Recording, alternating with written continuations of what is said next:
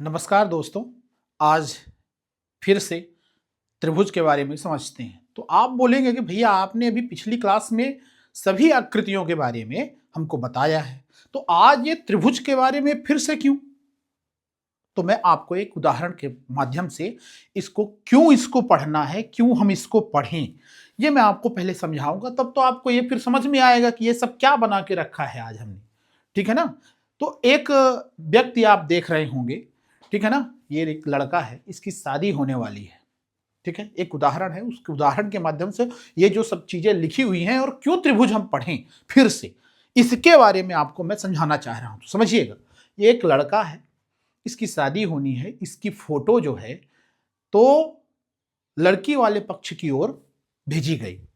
ठीक है, तो एक बात बताइए, जब फोटो भेजी जाती है तो उसमें फोटो होता है, उसका नाम क्या है, उसका काम क्या है, उसके पेरेंट्स क्या करते हैं, माता पिता है ना, उनका नाम क्या है, एजुकेशन क्या है लड़के की, यही जानकारी हो पाती है कि वो दिखता कैसे है। ठीक है ना? तो क्या इतना देख के और वो विवाह फिक्स हो जाता है क्या? बताइए, उनकी शादी क्या फिक्स हो जाती है क्या? नहीं। लड़की जो होता है, वधू पक्ष जो होता है, उसमें क्या होता है कि वो फिर से उसके परिवार के लोग जाते हैं, कहां? उस लड़के वाले के घर उसको देखने जाते हैं कि भैया उसका धर्म क्या है, उसकी जाति क्या है, उसका परिवार क्या करता है, उसके भाई बहन कितने हैं, उसका किस ग्राम से है, किस शहर से है, किस देश से है, वो नशा तो नहीं करता, उसकी आय क्या है, उसकी इनकम कितनी है, उसकी संगत कैसी है। बात समझ में आ रही है? तो समझिएगा, यदि आपको एक सामान्य सी बताऊं, इस लड़के की यदि शादी करनी है, एक नए व्यक्ति को परिवार में जोड़ना है, ठीक है ना, तो इतनी सारी चीजें आप समझते हो, तो क्या इनकी शादी, यदि मैं इनको बोलूं कि ये हमारे दूल्हे हैं, वर्ग है, ये त्रिभुज वृत्त और ये सब क्या है, दूल्हे हैं, तो इनकी शादी कराने के लिए या इनको अच्छे से समझने के लिए क्या हम इतनी ही चीजें समझें? इतने में ये हमें समझ में आ गए, क्या हम इनकी शादी करा दें? बात समझना, क्या इतनी ही चीज समझ के इस लड़के की शादी हो गई क्या? नहीं हुई ना। अभी इतनी सारी चीजें उनके घर जाते हैं, ये सब चीजें पता करते हैं, तब जाके शादी होती है। ऐसे ही सेम कि आपने बोला कि भैया आपने तो अभी आकृतियों के बारे में बताया था, ठीक है ना, आपने तो अभी सभी आकृतियों के बारे में बताया था, लेकिन उन आकृतियों में मैंने क्षेत्रफल निकालना, आयतन निकालना, पृष्ठीय क्षेत्रफल, परिमाप वगैरह निकालना बताया था।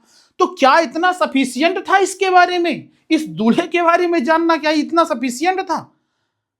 नहीं था ना। अब देखिए, जैसे इस व्यक्ति के बारे में पहली बार आप इतनी जानकारी लेकर आप संतुष्ट नहीं होते हो, अपने बच्ची की शादी इस लड़के से नहीं करोगे, तो मैं कैसे संतुष्ट हो जाऊं? भाई ये हमारे दूल्हे हैं, इनकी फोटोज आई तो पहली बार हमको ये जानकारी मिली, दोबारा जब इनके बारे में, इनको परिवार को हम लेके गए तो भैया हमको ये पता लगा कि एक एक के बारे में अब हम अध्ययन करेंगे, एक एक दूल्हे के बारे में अच्छे सही से जानकारी लेंगे। ठीक है ना? तो क्या हुआ, इस लड़के को भी देखेंगे, इस लड़के को भी देखेंगे, इस लड़के को भी देखेंगे, इस लड़के को भी देखेंगे। तो हम आज पकड़ते हैं इस लड़के को, इस त्रिभुज वाले को, क्योंकि इसमें 4 भुजाएं हैं, इसमें 4 हैं, ये थोड़ा सा बजट वाला है, इसको देख लेते हैं भाई।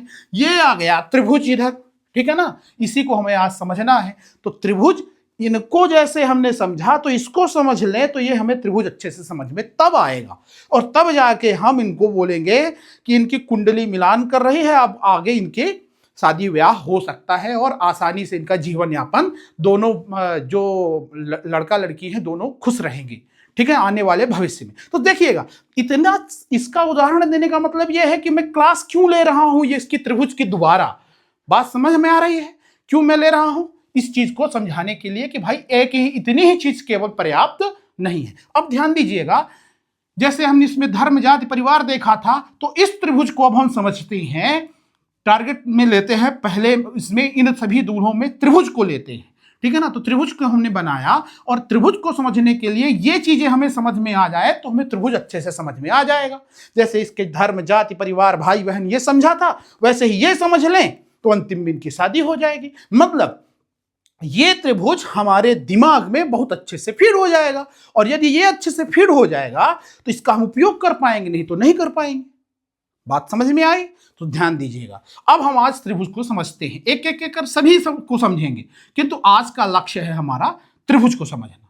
पहला देखिए, ये हमने त्रिभुज बनाया, 3 भुजाएं होंगी, आपको बहुत बेसिक है, 3 कोण होंगे, ठीक है, 3 कोण होंगे, और इन तीनों कोणों का योग, अंतः कोणों का योग 180 होना चाहिए, वही त्रिभुज होगा। अच्छा ठीक है, तो ये लड़का और क्या गुण दर्शाता है, ये लड़का और क्या गुण दर्शाता है? तो इसमें देखा गया कि भाई जब हम बाहर वाले कोणों को जोड़ते हैं, पी क्यू आर कोणों को, बाहर वाले, ये इनको बहिर्कोण बोलते हैं, ठीक है ना, ये अंतः है, तो अंतः को जोड़ा 180 आएगा, बाहर वालों को मैं जोड़ूंगा तो 360 डिग्री कोण आना चाहिए, वही त्रिभुज है। ये 2 चीज मैं पहचानने के लिए किया है ना, 3 भुजाएं होंगी, इधर अंतः कोण 3 होंगे, बाहर भी इधर कोण होंगे, इनका कोणों का योग 360 आना चाहिए, अंतः कोणों का योग 180 आना चाहिए, ठीक है। फिर चलते हैं आगे, ये भाई केंद्रक क्या है? भाई ये केंद्रक मतलब इनके परिवार के बारे में जैसे जानकारी ली थी वैसे इनके बारे में जानकारी ले लेते हैं। तो भाई केंद्रक है, लंब केंद्र है, अंतः केंद्र, परिकेंद्र, माध्यिका, शीर्ष लंब, कोणार्धक, लंबार्धक, सर्वांग सम, समरूप, ये हैं क्या? एक एक करके हम टारगेट करते हैं। पहले नंबर पे हम लोग टारगेट करते हैं केंद्रक को। भैया केंद्रक है क्या? अब हमने ये 3 प्रकार के त्रिभुज बनाए हैं, ठीक है, तो ये क्या है? हमने पहले ही जब त्रिभुज बताया था तो न्यून कोण त्रिभुज, समकोण त्रिभुज और अधिक कोण त्रिभुज, 3 प्रकार के बताए थे। तो आप बोलोगे कि भैया केवल आप इसमें यदि बताते हमको कि केंद्रक क्या है तो थोड़ा सा मजा नहीं आता, लेकिन यदि आप समकोण भी लेकर और अधिक कोण भी लेकर तो फिर कोई कंडीशन बचती ही नहीं। यदि आप इन सभी को इसमें सभी में समझा दोगे, तीनों में, न्यून कोण, समकोण और अधिक कोण में, तो फिर तो कहीं फंसने की बात ही नहीं है, मुझे त्रिभुज अच्छे से समझ में आ जाएगा, ठीक है ना। चलिए तो एक एक करके हम समझाते हैं केंद्रक क्या है। केंद्रक के बारे में समझिएगा, ये शीर्ष बोला जाता है और ये इधर की भुजा है, ठीक है ना। तो शीर्ष से ये मध्य बिंदु है, ये और ये बराबर है, इधर और इधर ये मान लीजिए जितना ये है उतना ही ये है। यदि ये और ये बराबर हो, यहां से शीर्ष से इसके मध्य बिंदु को मिलाया जाए, फिर इस शीर्ष से इस भुजा के मध्य बिंदु को मिलाया जाए, इस शीर्ष से इस भुजा के मध्य बिंदु को मिलाया जाए, ठीक है ना। तो जो ये निर्मित हुई ना आकृति यहां से यहां तक, ध्यान दीजिएगा, ए बी और यदि ये सी है, मान लो ये डी है, तो जो ए डी है ना वो हमारी क्या है? एडी जो है ना वो माध्यिका है, इसी को माध्यिका कहते हैं। मतलब शीर्ष से सामने वाली भुजा के मध्य बिंदु को मिलाने पर जो लंबाई या जो ऊंचाई आई है इसको क्या बोलेंगे? माध्यिका। क्लियर? और तीनों माध्यिकाओं के मिलान बिंदु को क्या बोलेंगे? केंद्रक। इसी को बोलते हैं गुरुत्व केंद्र, इसी को इंग्लिश में बोलते हैं सेंट्रॉइड। क्लियर हुआ? तो ये तो हो गया इसके लिए, न्यून कोण त्रिभुज के लिए। अब आता है समकोण त्रिभुज के लिए भी ऐसे ही होगा। तो भैया आपने बोला कि इनके इन तीनों जगहों से चलना है, तो इससे चलना है इसके मध्य बिंदु में, चलो ले चलो भैया, ले गए। इससे चलना है इसके मध्य बिंदु में, ये लीजिए। इससे चलना है इसके मध्य बिंदु में। अच्छा, तो ये जो कटा, ये जो बिंदु आया, ये क्या है? समकोण त्रिभुज का केंद्रक है या गुरुत्व केंद्र है, ठीक है। तो हमें न्यून कोण में भी समझ में आया, समकोण त्रिभुज में भी समझ में आया। अब हम चलते हैं अधिक कोण में भी, क्या दिक्कत कोई तो नहीं होगी, समझ लेते हैं। देखिए ये है हमारा शीर्ष और इसके सामने की ये भुजा, ये आधा इसको लिया और इसको मिला दिया, ठीक है ना। ये हमारा एक शीर्ष हुआ, इस भुजा के आधे में इसको मिला दिया, ठीक है। एक शीर्ष ये हुआ, ये भुजा है इसकी आधी, इसको लेके इससे मिला दिया, तो ये कटा यहां, मतलब कि यदि हमारा न्यून कोण हो, सम कोण हो या अधिक कोण हो, सभी के केंद्रक या गुरुत्व केंद्र उनके अंदर बनते हैं। बात समझ में आई? ऐसा भी होता होगा ना कि भाई हो सकता है कोई बाहर भी बने, देखते हैं, आगे चलते हैं। तो मुझे ऐसा समझ में आ रहा है कि आपको केंद्रक समझ में आया होगा और ये माध्यिका समझ में आई होगी कि ये जो लंबाई शीर्ष से सामने वाले मध्य भुजा में जब आधे में, मतलब ये और ये बराबर हो, और यदि हम ये दूरी चलाते हैं इसको, तो जो ये निर्मित होता है, जो ये निर्मित हुआ, जो ये निर्मित हुआ, इनको इसकी क्या बोलते हैं? माध्यिकाएं बोलते हैं। ठीक है ना? और ये कितने अनुपात में होती है? 2:1 के अनुपात में कटी होती है। ये 2 और ये 1 गुना रहेगा। ठीक है, अब ध्यान दीजिएगा। तो ये तो माध्यिकाएं, तो ऐसा मैं बोल सकता हूं ना कि त्रिभुज की माध्यिकाओं के द्वारा जो एक कटान सेम बिंदु मिलेगा, ये उसे हम क्या बोलेंगे? केंद्रक या गुरुत्व केंद्र। ठीक है, आगे चलते हैं लंब केंद्र की ओर। लंब केंद्र समझते हैं। ठीक है, तो लंब केंद्र के लिए फिर से हमने वही है, न्यून कोण, सम कोण और अधिक कोण बनाया है। ठीक, तीनों में मैं समझाने का प्रयास करूंगा कैसे आता है। ध्यान दीजिएगा, ये ए है, ये बी है, ये सी है। ठीक, अब क्या होता है कि शीर्ष को पकड़ो और इधर ही चलना है, किंतु यहां से चलो तो शर्त यह है कि जहां पे जाओ इधर सामने की ओर, तो ये 90 डिग्री का कोण बनना चाहिए। इसी को बोलते हैं शीर्ष लंब। ये जो लिखा है ना, शीर्ष लंब, एल्टीट्यूड, ये क्या कहलाता है इंग्लिश में? एल्टीट्यूड या शीर्ष लंब। इससे क्या बना? माध्यिका। ये क्या कहलाती है? ये क्या कहलाती है? ये क्या कहलाती है? माध्यिकाएं हैं।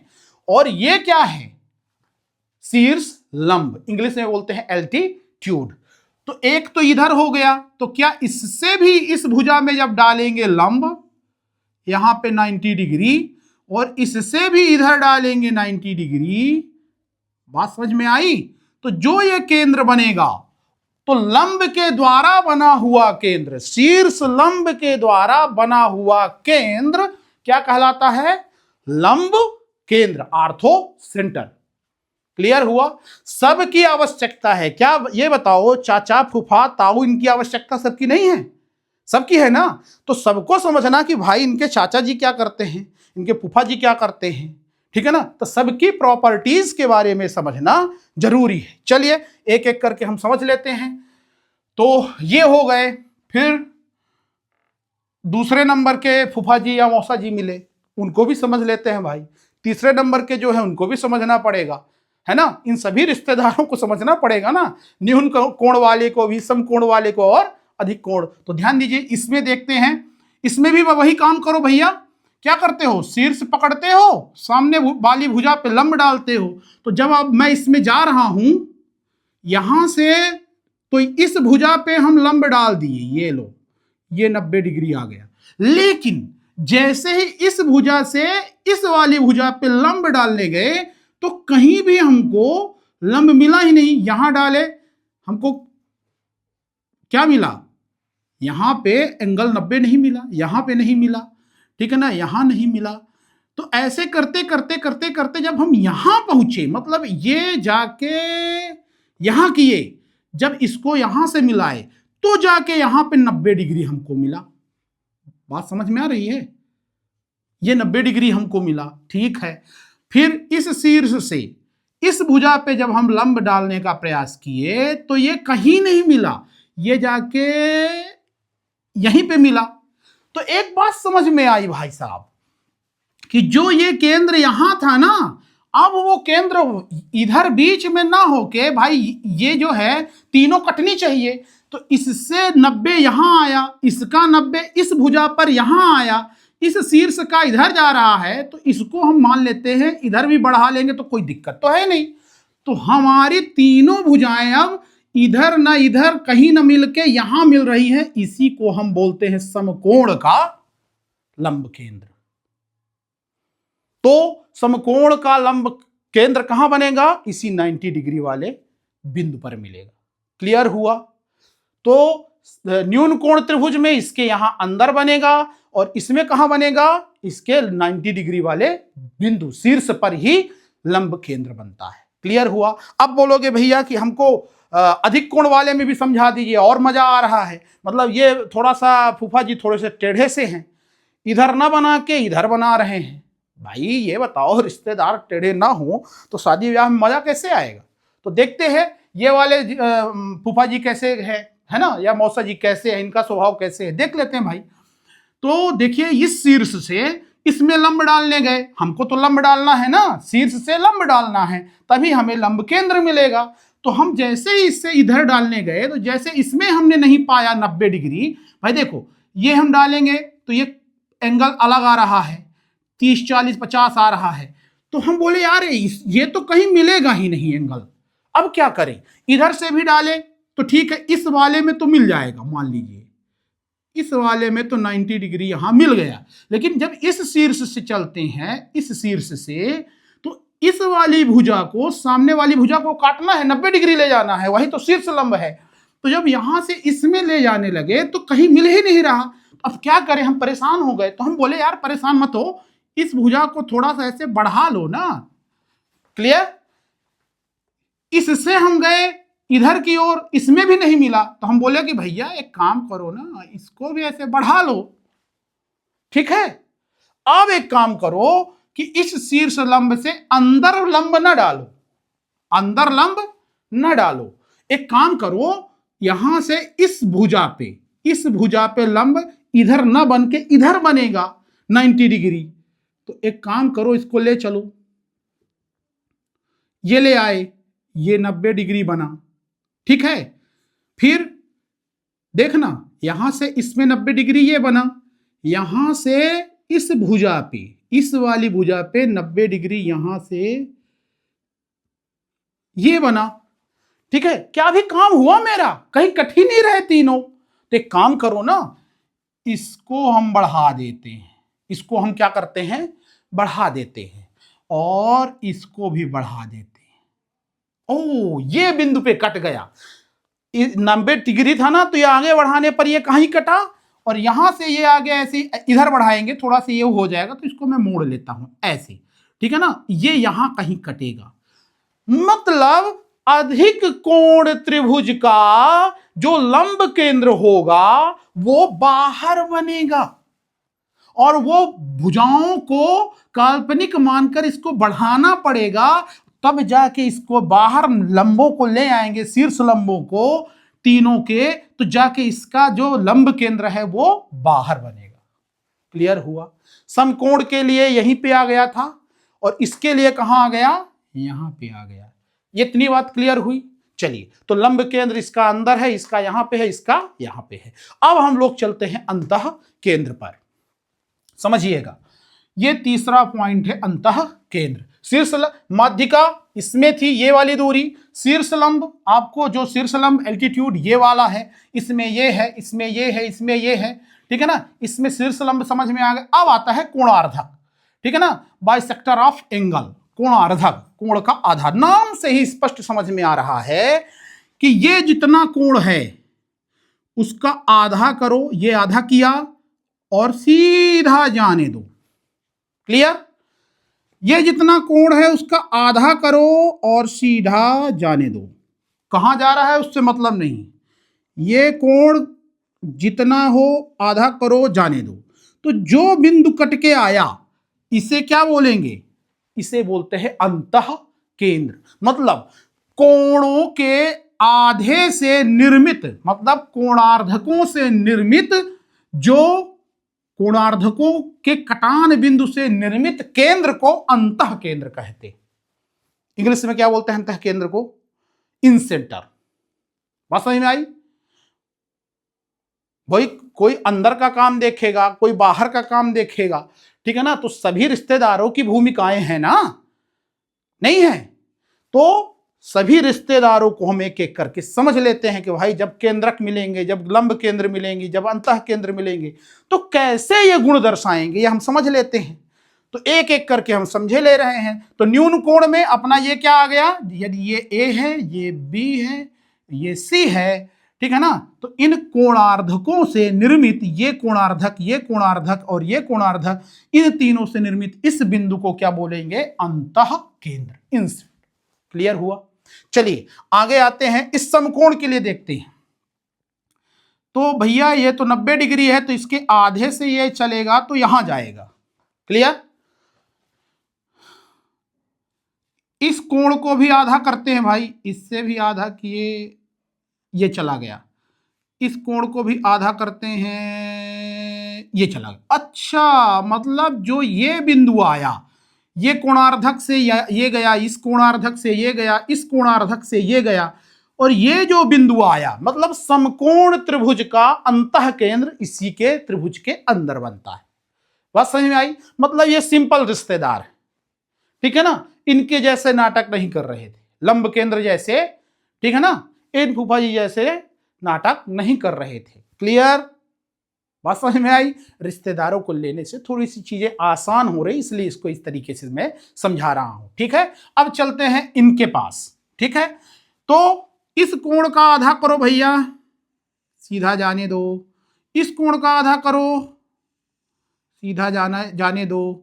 इस कोण का आधा करो, सीधा जाने दो। जो कटा यही है अंतः केंद्र।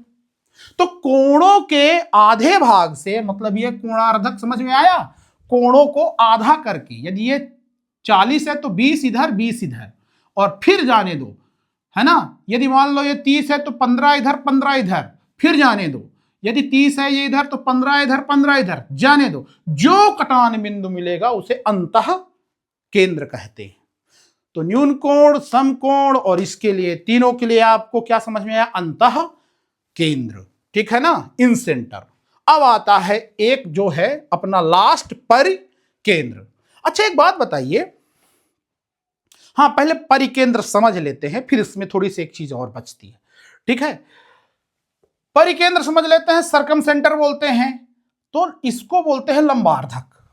ये जन्म होता है, नाम से ही समझिएगा, लंबार्धक, परपेंडिकुलर बाइसेक्टर। मतलब परपेंडिकुलर तो डालना है, लेकिन इस भुजा के आधे से। ये 90 डिग्री डाला, ये कोण कितना है, 90 डिग्री। मतलब आधा में जाना है, इस आधे में जाना है, इसके भुजा के आधे में पकड़ो, और फिर यहां से 90 डिग्री कोण का एक लाइन डालो। ठीक है ना, ये 90 डिग्री है, ये 90 डिग्री है, और यहां से भी ये बढ़ाए ना, यहां गया, और यहां से भी ये डाले।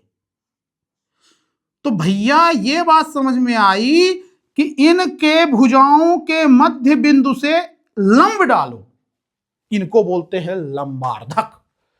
तो इसमें और इसमें क्या अंतर है भैया, यहां भी तो लंब डाले हो ना, बोलोगे ना आप कि भैया यहां भी तो लंब डाले हो इस भुजा में। तो इसमें शर्त यह थी कि शीर्ष को पकड़ के सामने वाली भुजा पे लंब डालना है। क्लियर। किंतु इसमें यह नहीं है, इसमें इस भुजा के सेंटर में खड़े होना है और सीधे 90 डिग्री आपको चल देना है। क्लियर हुआ। इसमें शीर्ष से यहां चलना था, सामने वाली भुजा पे जहां 90 डिग्री बनता था, तो इसी शीर्ष लंब बोला गया।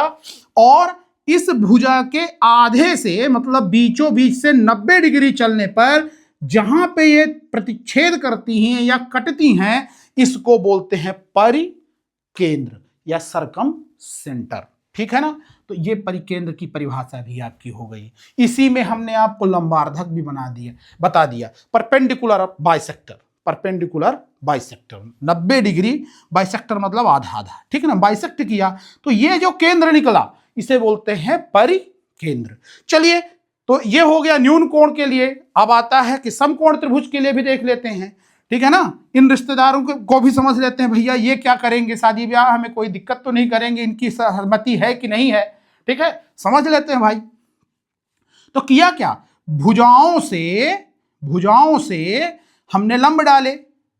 ठीक है ना, तो इस भुजा से के आधे में गए, इस भुजा के आधे में गए, इस भुजा के आधे में गए, और लंब डाला। लीजिए लंब डाल देते हैं, ये डाला। ठीक है, इससे, इस वाले से ये लंब डाला, तो भैया ये रेखा ये कहीं कट रही है, ये वाला इसको कहीं काट रहा है, ये वाला 90 डिग्री तो ये भी है, 90 डिग्री तो ये भी है, 90 डिग्री तो ये भी है, लेकिन ये दोनों जाके यहां कट रहे हैं और ये रेखा अंदर इन दोनों को कहीं नहीं काट रही जैसे इसको काटी। तो क्या करूं, मिल तो गया, ये यहां जाके यहां काट रही है, ये यहां जाके यहां काट रही है, ये यहां पे है ही मध्य बिंदु में, तो मैं इसी को क्या कर दूं, इसी को कह दूं कि ये क्या है, हमारा परिकेंद्र, समकोण त्रिभुज का परिकेंद्र उसके यहां पे आता है, कर्ण के मध्य में आता है। क्लियर हुआ? चलिए, तो अब हम आते हैं इस वाले में, इसमें भी देख लेते हैं कि भैया सभी भुजाओं के मध्य में सीधे कट मार देते हैं, ठीक है ना, ये कट कर दिया। अब यहां से 90 डिग्री चलना है, लो भैया चल दिए अंदर की ओर। अरे तो कुछ समझ में नहीं आ रहा कि कहाँ जा रही है भुजा, ये 90 डिग्री चल दिया।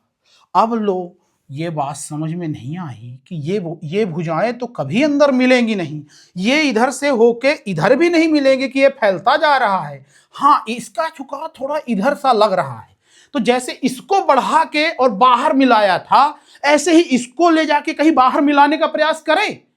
ठीक है तो लंब ही है, तो ये भी 90 डिग्री, ठीक है ना, है तो ये भी 90 डिग्री, है तो ये भी 90 डिग्री। इन 90 डिग्रियों को एक काम करते हैं, बढ़ा देते हैं, ठीक है, इसको भी बढ़ा दे, और ये कट गया, कट गया ना, तो ये बिंदु क्या कहलाया, इस बिंदु को बोलेंगे कि अधिक कोण त्रिभुज का परिकेंद्र त्रिभुज के बाहर बनता है। क्लियर हुआ? तो दो रिश्तेदार ये जो हैं थोड़ा सा भाग जाते हैं बाहर, ठीक है ना, मतलब बार बार इनको समझाना पड़ता है कि भैया शादी ब्याह है, अच्छे से करिए सब, है ना, तो कोई ना कोई रिश्तेदार होता है, ऐसे ही उनको मैनेज करना पड़ता है तो अपने ही। तो ये और ये दोनों जो हैं अधिक कोण त्रिभुज, ठीक है ना, इनके केंद्र बाहर की ओर बनते हैं, और समकोण में इसका जो लंब केंद्र है यहां बनता है, इसका यहां बनता है, बाकी चीजें जो हैं अंदर बनती हैं। इतना ही इसमें याद करने लायक था, जिसको हमने इसको समझा दिया है। अब देखिए, केंद्रक हो गया, ये हो गया माध्यिकाओं से निर्मित हुआ, लंब केंद्र हुआ शीर्ष लंब से हुआ, ठीक है ना, अंतः केंद्र किससे बना, कोणार्धक से बना, ठीक है ना, और जो परिकेंद्र था वो लंबार्धक से बना। तो ये चीजें आपको समझ में आई होंगी, ठीक है ना। तो एक, हाँ, इसमें और कुछ बच रहा है क्या, कोई और रिश्तेदार या कोई और ऐसा कि जो इसको प्रभावित कर सकता है इस शादी ब्याह के कार्यक्रम को? बोला गया हाँ, एक दो लोगों को आप छोड़ दिए हैं। किनको भाई? एक काम करो, ये है अंतः केंद्र, ये है परिकेंद्र, इन दोनों में क्या हुआ कि यहां से लेके इसको टच करते हुए एक यदि मैं वृत्त बनाऊं, ठीक है ना, और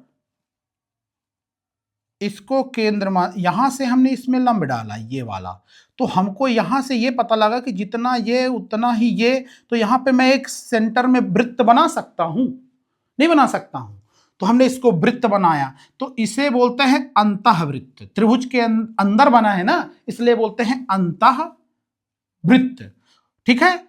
इसे बोलते हैं अंतः केंद्र, इसे बोलते हैं अंतः केंद्र पर निर्मित अंतःवृत्त, ठीक है ना। ऐसे ही यहां से अंदर बनाए तो नहीं बन पाया त्रिभुज, तो हम क्या किए, देखे कि भाई ये जो दूरी है, ये जो दूरी है, ये जो दूरी है, ये बराबर है, तो हमने बोला कि इन सभी दूरियों को त्रिज्या मानते हुए ये बना लो। तो इसको क्या बोल दिया गया, ये सब टच करते हुए जा रहे हैं, इसको बोल दिया गया बाह्य वृत्त, अंतः और बाह्य। तो समझिएगा, इसमें यदि आपको चीजें ना दी हो कि इस कैसे निकालना हो, यदि आपसे कोई इसकी त्रिज्या पूछ ले, और या कि इसमें आपसे कोई इसकी त्रिज्या ये वाली पूछ ले, ठीक है ना, ये आर मान लो हम ले लेते हैं कैपिटल, तो ये स्मॉल आर, ये कैपिटल आर, इनकी त्रिज्याएं हों, तो इसमें इसकी त्रिज्या कितनी होगी आपको डायरेक्ट याद करने के लिए मैं बता देता हूं कि इसकी त्रिज्या ये क्या है। कई सारे सवालों में फिर दिक्कत होती है, इसलिए इसको याद रखिएगा कि त्रिभुज के एरिया, मतलब जो ये त्रिभुज है उसके एरिया में एस का भाग कर दीजिए। और ये एस है क्या, ये S equal to A plus B plus C बटे 2। पहले भी हमने इसको बताया है जब क्षेत्रफल हमने बताया था, है ना। अर्ध परिमिति बोलते हैं, मतलब ये ए है, ये बी है, ये सी है, इन तीनों को जोड़ो और आधा कर दो, ये है। तो इतना करोगे तो आपका इसका क्या आ जाएगी, त्रिज्या आ जाएगी। ये जो त्रिज्या है, ठीक है ना, ऐसे ही सवाल देता है, ऐसे ही फंसाता है, ठीक है ना। तो ये छोटे से ये हैं, ठीक है ना। रिश्तेदारों के भी कोई लड़के बच्चे होंगे जिनको अच्छा खासा वो प्रभावित कर सकते हैं कोई काम, ठीक है ना। तो उनको भी देख लेते हैं ना कि भाई ये आएंगे, इनके बारे में अलग से सब व्यवस्था करके रखना, ठीक है ना। फिर एक आए यहाँ पे, तो ये त्रिज्या है, जैसे ये आर है यहां से यहां तक। अब इसमें क्या करते हैं कि ये आर कैसे निकालेंगे, इस आर को निकालने के लिए, इनकी व्यवस्था करने के लिए इन तीनों भुजाओं का गुणनफल ए बी सी करो और 4 गुना इस त्रिभुज का क्षेत्रफल 4 into area of this triangle. Clear. तो ये दो ही चीजें थी इसमें, ए बी सी तीनों भुजाओं का गुणन करो और 4 इंटू एरिया कर दो इसका, तो इसकी कितनी त्रिज्या होगी ये निकल आएगी। बात समझ में आ रही है। तो ये हमें इतने प्रकार की ये समस्याएं और ये केंद्र वगैरह ये मिले, और अब हम इनको अंतिम में 2 महत्वपूर्ण चीजों को समझने जा रहे हैं, सर्वांग सम और समरूप। मतलब उनकी कुंडली मिलान करेंगे। क्या ये सब होने के बाद क्या उनकी कुंडली भी तो मिलान कर रही है कि नहीं, उनको हम फ्री करेंगे, लड़का लड़की को मिलाएंगे कि जब ये दोनों को मिलान करेंगे तो क्या इनके गुण धर्म मिलेंगे कि नहीं मिलेंगे, ये लड़ाई तो नहीं करेंगे। तो ये आपस में भी ये चीजों को समझ लें। तो अब 2 त्रिभुज मैं बनाऊंगा और उन दोनों को देखूंगा कि वो सर्वांग सम हैं कि समरूप हैं, ये मुझे करना है, ठीक है। मैं उम्मीद करता हूं कि ये आपको समझ में आएगा, इसको आया होगा, और इसको मैं मिटा देता हूं और इसको सर्वांग सम और समरूप त्रिभुज बनाकर समझाने का प्रयास करता हूं, ठीक है। रुक दीजिए। तो अब हम देखते हैं सर्वांग सम और समरूप क्या है, ठीक है। अभी तक हमने इनको समझा कि केंद्रक क्या है, लंब है क्या है, लंब केंद्र क्या है, अंतः केंद्र पर, इनको सबको समझा, ठीक है। अंतिम के 2 बचते हैं, सर्वांग सम और समरूप त्रिभुज। मतलब कि भैया अब हम लड़का और लड़की को मिला रहे हैं, ठीक है। अब इनमें जो आपस में बातचीत होगी, क्या बातचीत होगी, इससे निष्कर्ष क्या निकलेगा, इन दोनों को मिलाते हैं, क्या इनका जीवन अच्छे से बीतेगा, उसके लिए ये दोनों मिलते हैं, बात करते हैं। तो जो चीज निकल के आई वो सिद्धांत निकल के आएंगे, प्रमेय निकल के आएंगी, ठीक है ना। वही सर्वांग समता और समरूपता से, मतलब उनकी कुंडली मिलान कर रहे हैं। बात समझ में आ रही है। मिलाते हैं, चलो भाई। तो ये इनकी जोड़ी सही से चलेगी कब, जब इस सर्वांग सम त्रिभुज में, सर्वांग सम मतलब ये सर्व अंग समान हो, दिख तो अलग रहे हैं A B C P Q R, लेकिन इसमें यदि इनके साइड साइड साइड, ये पहला ऑप्शन लिखा है ना, पहला क्या लिखा हुआ है, एस एस एस। तो पहले का मतलब ये हुआ कि यदि ये साइड इससे बराबर है, ये इसके बराबर है, ये इससे है, तो ये क्या होगा, साइड, ये साइड इसके संगत, ये साइड इसके संगत, ये साइड इसके संगत है, तो ये पूरे सर्वांग सम है। यही इसका मतलब है। दूसरा देखते हैं भैया, S A S, S A S. अच्छा, ये साइड इसके, ये साइड इसके, और ये एंगल यदि इसके हो, मतलब साइड, 2 साइड और एक एंगल यदि हो बराबर, तो वो सर्वांग सम त्रिभुज कहलाएंगे। बात समझ में आ रहा है। मतलब ये गुण इनके मिले, ये वाले ये वाले ये वाले ये वाले आपस में, ये इससे मिले, ये इससे मिले, ये कोण इससे मिले, तो क्या होगा, साइड और एक कोण मिले तो सर्वांग सम कहलाएंगे। ये त्रिभुज दोनों क्या कहलाएंगे, सर्वांग सम कहलाएंगे।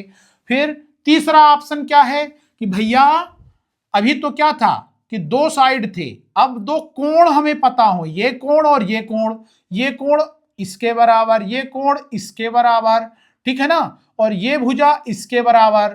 तो मुझे ये समझ में आया कि दो कोण, angle angle and side, angle angle and S का मतलब ये साइड, क्लियर हुआ। तो दो कोण, ये देखो दो कोण हैं और एक साइड हमें ये बराबर हो, तो इन त्रिभुजों को हम सर्वांग सम कहेंगे, इनकी जोड़ियां मिलान करेंगी, क्लियर हुआ। मतलब ये हुआ कि आपस में लड़का और लड़की ये बात कर रहे हैं कि भाई देखो ये कंडीशन हुई है ना, तो दोनों का बढ़िया चलेगा, ऐसी ऐसी कंडीशन, ये बातें हैं इन दोनों की बातें हैं कि ऐसा होगा तो हमारा काम अच्छे से, हमारा वैवाहिक जीवन अच्छा होगा, ठीक है। चौथा क्या कंडीशन आता है, देखिएगा कि भैया ऐसे ना होके, यदि मान लो हमारा त्रिभुज ऐसा है, समकोण है, ठीक है ना, तो क्या होगा, तो इसमें बोला गया कि भाई आपका RHS सिस्टम लग जाएगा, RHS सिस्टम। मतलब R का क्या हो गया, H का मतलब, S का मतलब क्या हुआ, देखिएगा H ये हो गया कि इसका कर्ण पता हो, हाइपोटेनियस, एंड R का क्या हो कि इधर हमें पता हो कि राइट एंगल है, और S का मतलब एक साइड पता हो। मतलब आपको ये पता हो कि ये 90 डिग्री है, ये कर्ण पता हो और एक साइड पता हो, ये साइड। तो जब तीन ये पता हो इन दोनों के, ये इसके हो, ये इसके हो, ये 90 डिग्री वाला हो कहलाए, और सॉरी, और ये कर्ण हमें पता हो, तो हम इसको बोलते हैं RHS सिस्टम। तो ये दोनों त्रिभुज सर्वांग सम कहलाएंगे, क्लियर हुआ। तो चार चीजें थी, ठीक है ना, ये है महत्वपूर्ण है, लेकिन ये इनकी बातचीत चल रही है। अभी निष्कर्ष क्या निकलेगा इससे और इससे, अब देखिए हम समरूपता भी आपको बता देते हैं। समरूपता में भी ऐसे ही है कि भाई ये दोनों त्रिभुज कब समरूप होंगे, मैंने यहां लिखा है कोण, तो जब ये कोण ये कोण ये कोण तीन है, ये कोण ये कोण ये कोण, तो ये कोण इसके बराबर, ये कोण इसके बराबर, ये कोण इसके बराबर, तो ये त्रिभुज समरूप हो गए ना, एक ही रूप के हो गए। बात समझ में आ रही है। मतलब यदि इसको पिज्जा पसंद है तो इसको भी पिज्जा पसंद है, ठीक है ना, इसको चाउमीन पसंद है तो इसको भी चाउमीन पसंद है, क्लियर। इसको गाना पसंद है तो इसको भी गाना पसंद है, क्लियर।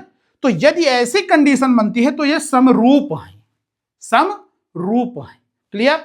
फिर इससे क्या निकलेगा, अभी ये निष्कर्ष तो बाद में ये पूरा मिला के निकालेंगे ना निष्कर्ष, कि इनको दोनों के निष्कर्ष से निकला क्या, सिद्धांत क्या बना, प्रमेय क्या बना, ठीक है ना, जिससे ये पूरा जीवन यापन करेंगे।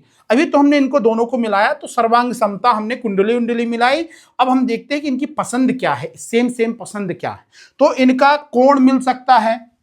दूसरा, इनकी ये भुजा इसके बराबर, ये भुजा इसके बराबर, ये भुजा इसके बराबर, तो क्या हो सकता है, समरूप त्रिभुज कहलाएंगे।